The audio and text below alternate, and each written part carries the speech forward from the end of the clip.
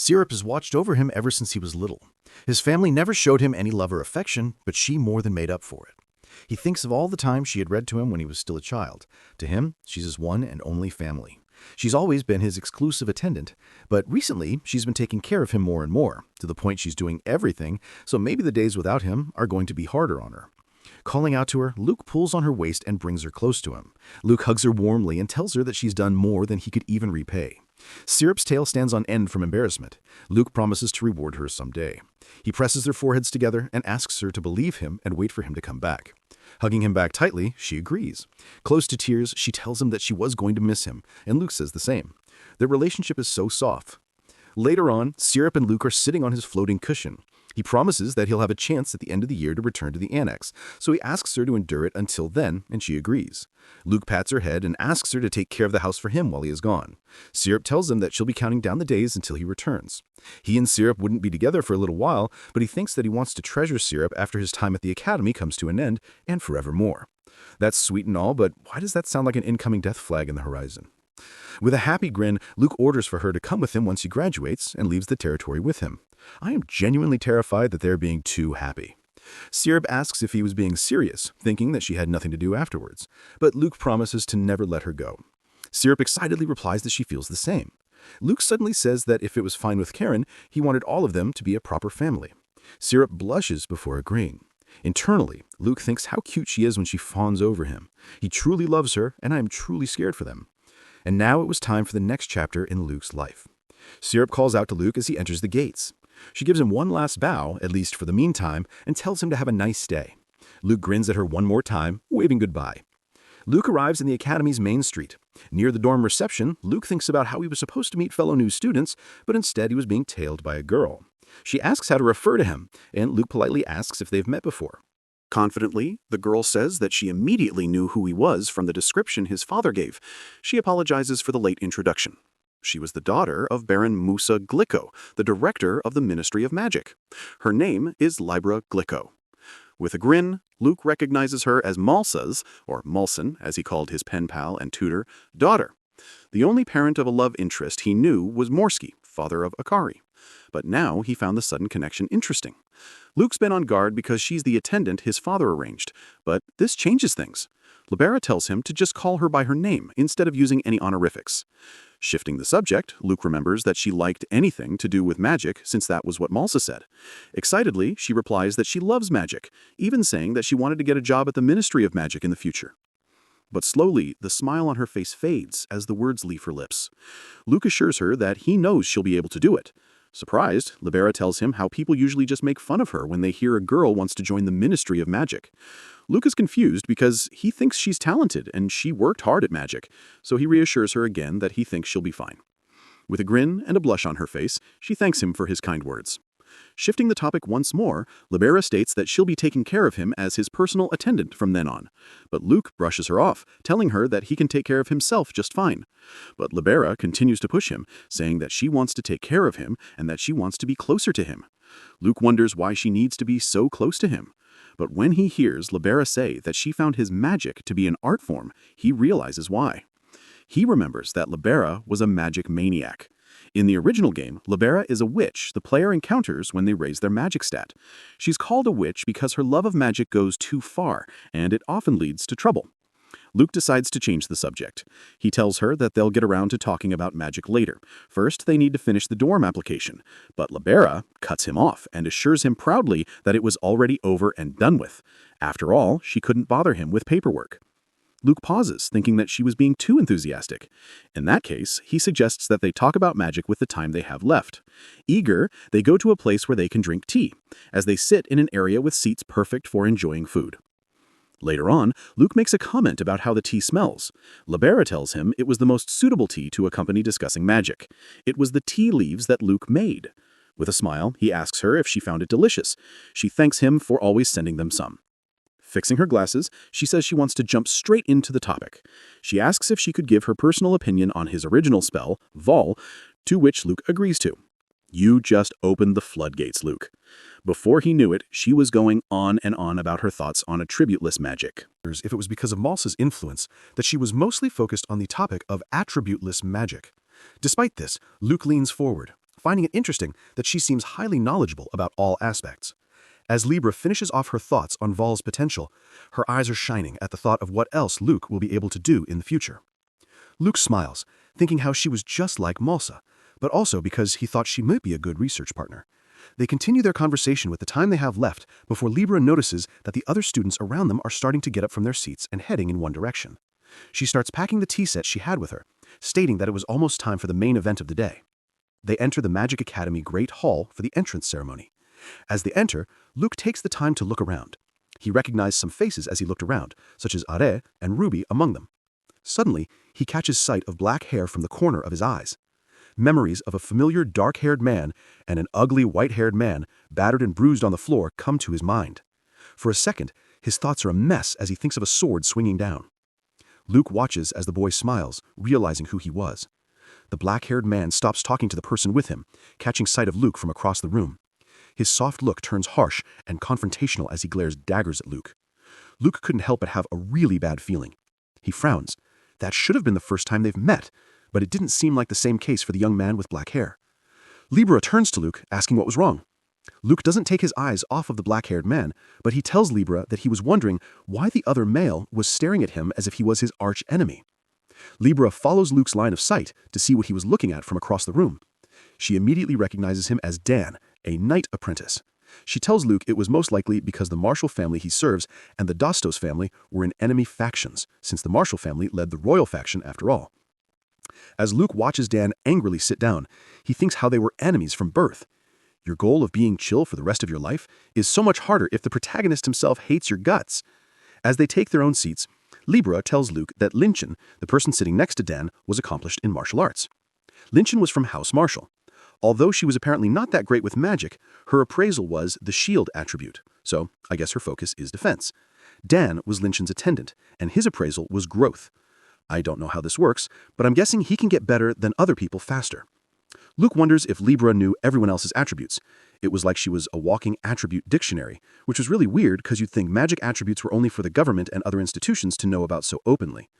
Linchin was a family knight and childhood friends with the protagonist.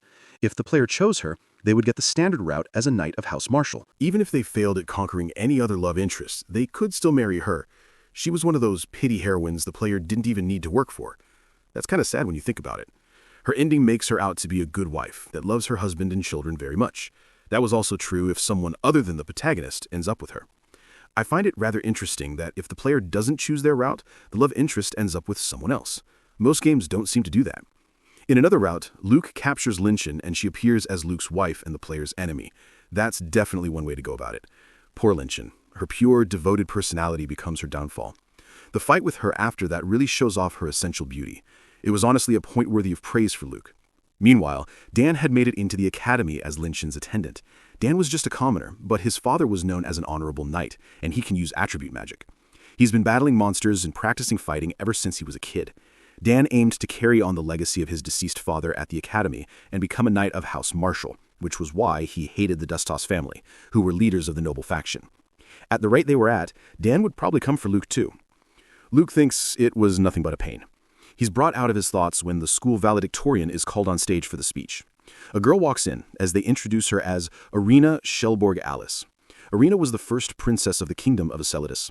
Also, she was another love interest. As her speech goes on, Luke yawns, saying that she's been talking for ages already and he was getting bored. Libra points out that Irina was really beautiful and asks if Luke wasn't the slightest bit interested in her sis. Even if she is pretty to look at, that's not going to stop him from being bored out of his mind. Luke tells her that there was no way he was interested. For him, he couldn't deny that she was beautiful, but he wasn't interested in her in the game either. Luke had already gotten used to pretty people because of his sister, Iris. But most of all, Luke tells Libra that he already had a fiancé and someone else he loved. Unknown to Luke, as he takes out a pouch, Libra mutters to herself that she couldn't let her guard down because he already liked 2 people.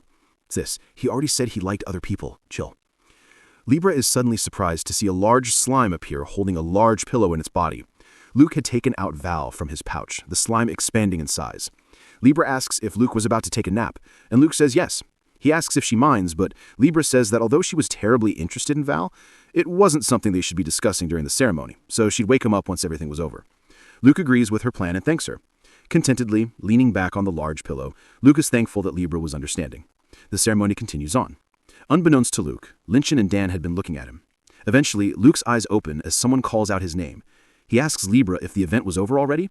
She tells him to get up since all the other students had already left.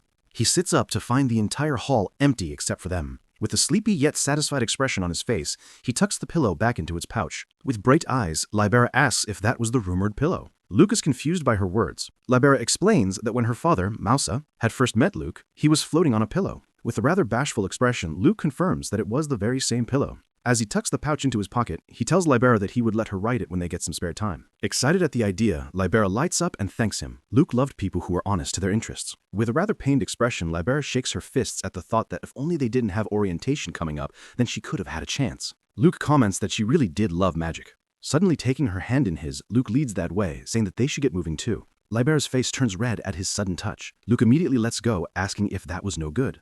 Suddenly flustered that he let go, Libera holds his hand again. "Sis, make up your mind, Lao." She says that it was fine and that she was just surprised because she's never held hands with a boy before. "Sis is a lot more honest than we thought." "I see." With a charming smile, Luke then says that he guessed he would need to take responsibility for stealing a maiden's first. "Bro, be careful with your wording or someone's gonna misunderstand you." He politely asks if he could escort her to the classroom. Libera's face goes increasingly red as she comments how soft Luke's hands were. That's called the power of lotion. As they walk the school grounds, they come across Linchin and Danwal. Seeing them holding hands, Linchin frowns. She turns her head away before calling Luke a coward. Libera flinches at her words, stuttering. Completely flustered, she calls out to Lynch, saying that they weren't doing anything, but Linchin doesn't turn around and Danwal only glances at her. Luke swings their intertwined hands together to call Libera's attention back to him, telling her to calm down and not worry about it. Indignantly, Libera asks if Luke wasn't angry, but Luke calmly replies that he wasn't. He tells her that there was no point in wasting energy on it.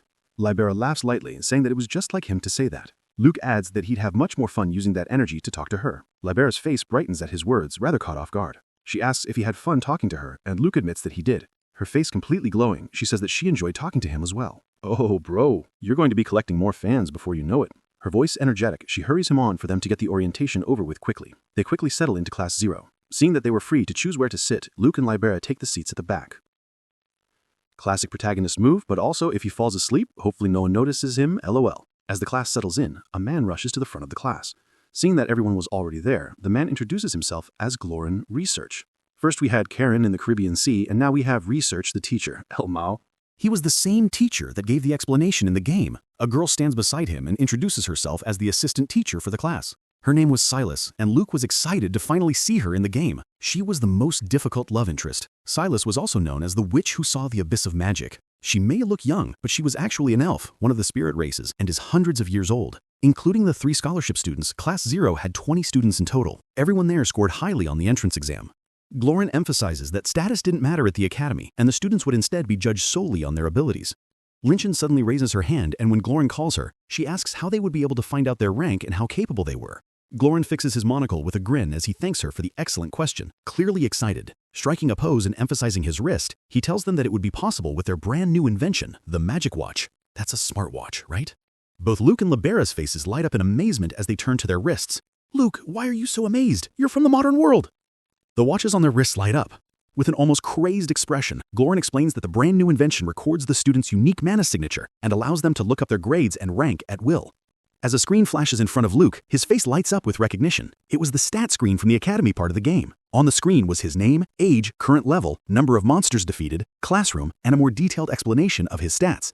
Seeing that they were able to use it, Glorin explains that they recorded everyone's mana signature, but they only allow the person themselves to see the finer details. The recognition system was built on the student's mana signature. Looking back at his Magic Watch stat screen, it listed that his known non-attribute magic consisted of daily magic, strength magic, support magic, restoration magic, and unknown. Luke guessed that the unknown non-attribute was Vol. Meanwhile, his known attribute magic was sleep and sloth magic. Glorin continues that the rank of their grades and the class they belonged to was public. After all, the faculty needed to see that too. Swiping the floating screen, Luke checks the ranking of the 300 first years. Overall rank 1 was Arena, while he was ranked 2. Overall rank 2 on your first day is crazy work. OMG. Practical rank 1 was Ruby, while he was ranked 10. Studies. Rank 1 was Merle, while he was ranked 5. And Magic rank 1 was Libra, while he was ranked 2. Being ranked 10 as your lowest rank is almost insane. Luke glances at Libra with a smile, already expecting her ranking in Magic. With a crazed expression, Glorin asked the class what they thought of the Magic Watch, reasoning that magic tools were the greatest resources to further humanity. As he continued to go on about magic tools lost in his passion, Silas pulled at his clothes, telling him to continue with the lesson. It was clear to Luke that Glorin was also a magic tool maniac. Watching him go on, Libera comments that Glorin was a rather bizarre person. Luke thinks that she hasn't realized that she was a magic maniac too, and she and Glorin were one and the same. Suddenly, Luke leans closer to Libera's seat, asking how her grades were. They both flinch, realizing that the whole class had now turned to them. Well, that's really awkward. The both of them caught off guard, Libera whispers to Luke that they should talk about it later. Clearing her throat, Silas sends Glorin over to the window to cool down as she explains the rest of the class. She starts her discussion about the academy by telling them that they were free to choose whatever subjects they wanted. That's an awesome way to go about school subjects. She takes an empty paper envelope in hand. With a single burst of flames, it turns to ash in her hands. She reminds them that ranks weren't solely dependent on their grades, so they should choose subjects they wanted to study or that they think will help them in the future. Flourishing her hands, she tells them that their growth was up to them. However, that also meant that if their grades dropped, they'll be mercilessly kicked down by a lower class. There was one exception, the Sword Emperor Cup. Silas tells them that it was the Academy's greatest event held every year and attracting major attention from the wider world. Even if a student's magic and academic grades were low, if they did well during the event, they could remain in the higher classes. Not only that, but the victor would also receive an honorary knight title and the right to challenge the winner of the National Sword Emperor Cup. Silas hoped that they would all attempt to win the cup at least once during their 3 years there. Internally, Luke thinks of how Dan's first goal was to become a knight, and that meant winning the school's Sword Emperor Cup. Becoming an honorary knight also made the person a noble, and rising in the ranks like that can come in handy too, such as having permission to travel through territories. Silas continues that as part of the school system surrounding the Sword Emperor Cup, practice matches were permitted, or as they were called, ranking battles. The students could find the exact rules on their watches, but Silas gives them a brief rundown. Their ranks were essential to holding a battle. The ranking battle rules were as follows. To have a battle, lower-ranked students could only challenge others of higher rank. And if someone is challenged, they're not allowed to refuse, but the battle won't start until they accept. If the challenger wins, they can steal the higher-ranking opponent's rank, and they get transferred to the appropriate class. If the challenger loses, however, they cannot challenge the same opponent again for 6 months. And if they lose 5 times, they can never challenge that opponent again. Both individual and team battles are possible at the discretion of the challenged person. A student may only take part in one individual and one team battle per day. If the student falls ill or feels unwell, they can send out a representative to fight on their behalf. And finally, if the student cannot produce a representative or keep refusing to fight for an extended period of time, they will lose by default. There were a few more important details, but that was the gist of it. Just like the game, it was lenient to the loser. The rules were set up to fight the villainous Luke. Luke's original role was to be the first person to get taken down in the ranking battles, specifically to lose to Dan, the game's protagonist. It was a necessary scene to cement the fated rivalry between Luke and Dan in the game. Though to the Luke right now, it was nothing but a pain. With a dark look on his face, he thinks of how the troublesome scenes of the game have finally caught up to him. Dan suddenly raises his hand and calls out to the teacher. He asks when they could start challenging people to ranking battles. Oh God, this can't be good. Glorin says that as soon as they've registered the watch, they were allowed to. Slamming his hands on the table and getting up, Dan announces that he wanted to challenge someone right then and there. Turning around, he declares to have a fight with Luke. Dan and Luke glare at each other.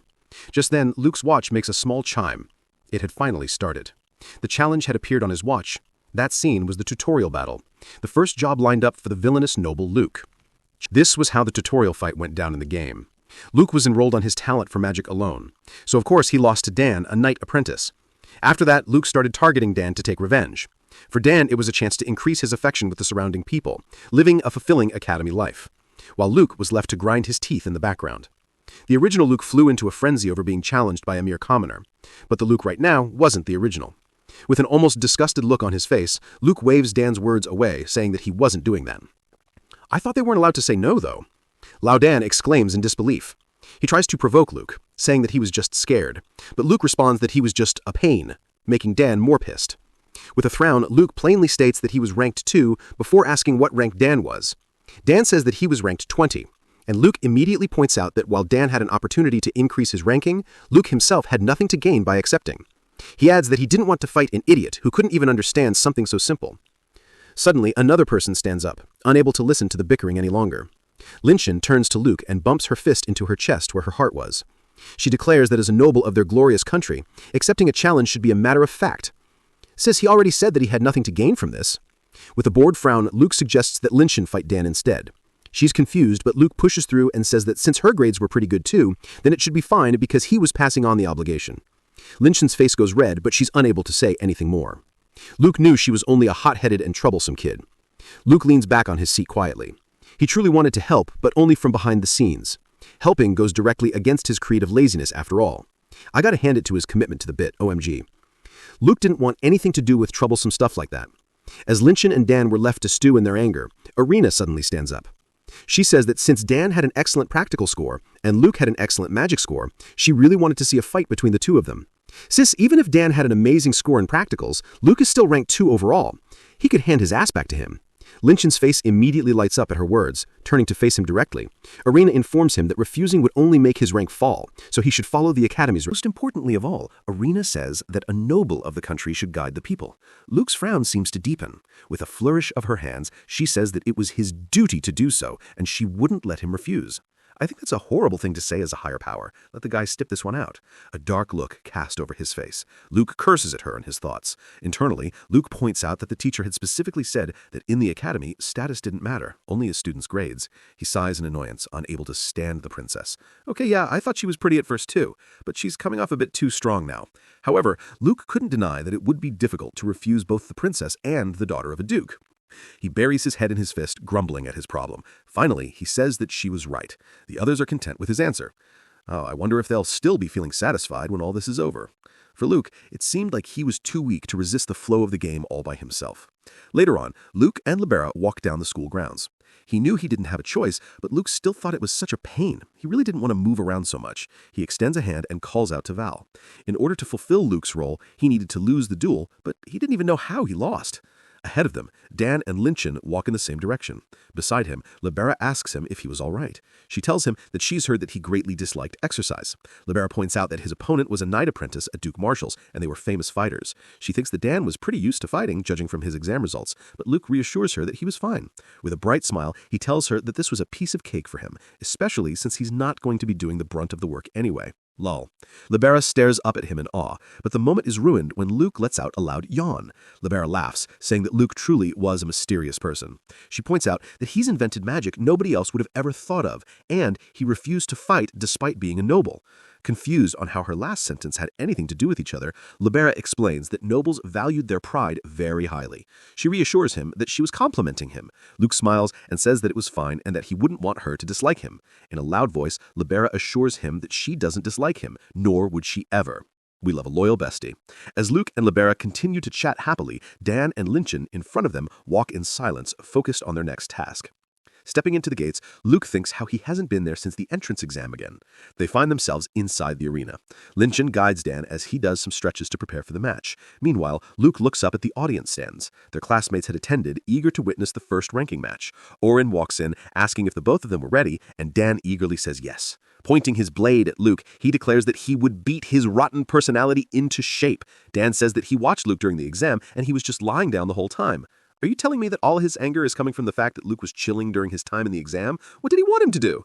Luke doesn't look at him. Instead, he asks Libera to wait from the sidelines, to which Libera hesitantly accepts. Dan bristles at the fact that Luke wasn't listening to him and shouts for him not to ignore him, but Luke cuts him off. Turning to him with a chilling look in his eyes, Luke tells him to just be grateful that he was willing to fight him. His words make Dan's anger spike even more, making him call Luke an arrogant prick. Angry, Dan asks Luke what his level was. Levels were the number that increased the more monsters one defeated. Since it was a game, he maxed it out when he first saw it. But since strategy and basics were so much more important now, he hasn't been worrying about it. Unconcerned, Luke brings out his stat screen. With a blank voice, he tells Dan that he was level 1. Dan looks at him dumbfounded. Suddenly, he explodes, pointing out that Luke had never fought a monster before, and saying that he was supposed to be a noble. Luke is confused why being a noble had anything to do with fighting monsters. Clenching his fist tight, Dan mutters that Luke was even worse than he thought. Just because he was at level 1 is crazy work. Glorin calls out to them, telling them to step forward for the battle. In a carefree tone, Luke tells them to have a nice fight or whatever. Dan stays quiet, the look on his face solemn and serious as he raises his sword in a battle stance. Lowering his arm, Glorin announces the official start of the match. Dan immediately rushes in, sword raised. In the game, Luke was in Dan's shoes, and it was a turn-based RPG where one selected commands. However, no such commands appeared right now, so he only had one way to fight. Holding out his arm, Luke summons Val and lets his magic envelop him. He orders him to take full control for a full minute. He makes sure to add for Val to take care, for neither of them to get badly hurt. With a cat-like smile, Val agrees to his orders. As Dan swings his sword down, Val covers Luke. Now all he needed to do was surrender when he woke up. Luke raises his arm and uses magic to block against Dan's swing. Dan is surprised that his sword was so easily caught. When he pulls his sword back, Luke, or Val, gives him a cat-like smile from underneath his raised arm. Time passes, and slowly the fog of sleep eventually leaves Luke, and he wakes up to hear a pained grunt. When he opens his eyes, he finds himself holding Dan up by his neck using his magic. Dan is bruised and bloodied. In a shaky voice, he orders Luke to let go of him. Internally, Luke makes a small, half-hearted apology. Dan tries to lift his sword and slash at him, but without much effort, Luke uses his leg to send his sword flying. Luke watches as it goes sliding across the floor far away from them. He turns to Dan, wondering what to do next. Just as Luke had ordered, Dan wasn't badly hurt in the game. No matter how badly Dan messes up during the match, he would end it by using his secret attribute magic technique and win. But Luke felt like it was impossible for him to lose in that situation. Pulling his fist back for a punch, Luke says that he would end the fight. Dan raises his arms trying to use his abilities, but he is too late. Before his magic could take effect, Luke orders him to sleep. He goes slack in Luke's hold. Dan's attribute, Magic Boost, was a cheat ability that supercharges his strengthening magic. It massively empowers both his magic and strength, but due to his current lack of experience, it wasn't that effective yet. And since his magic tolerance was low, he couldn't fight off sleep. Luke didn't do his job of losing, but it would still be bad for him, a villain, to win. Turning his gaze to the crowd, Luke decided that he needed to trick them. He pushes Dan slightly farther away from him, covering him in his magic. Then using Val, he rapidly lifts Dan's body up in the air. Linchin asks him with rising panic what he was doing, and Glorin stares in horror. Glorin declares Luke the winner and orders him to let Dan down.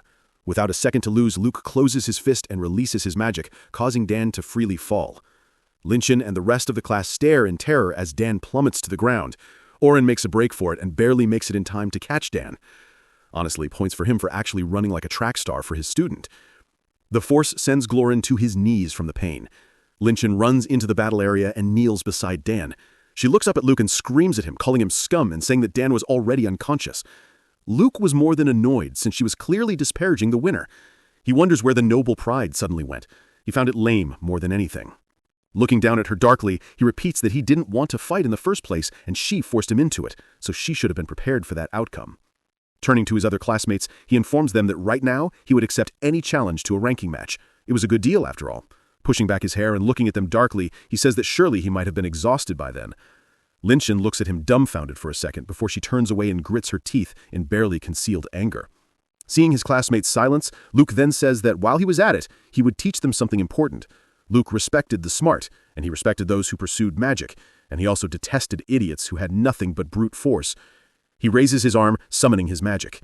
He says that if anyone challenged him and they were a barbarian like Dan, he would make certain that they could never challenge him again. Closing his fist tightly, his magic scatters all around him. With a chilling look in his eyes, Luke says that they won't ever see the light of another day. Damn, bro, I thought your villain arc was over. In the audience seats, his classmates are a mix of nervous and in awe. Arena watches on in silence. Luke was sure that his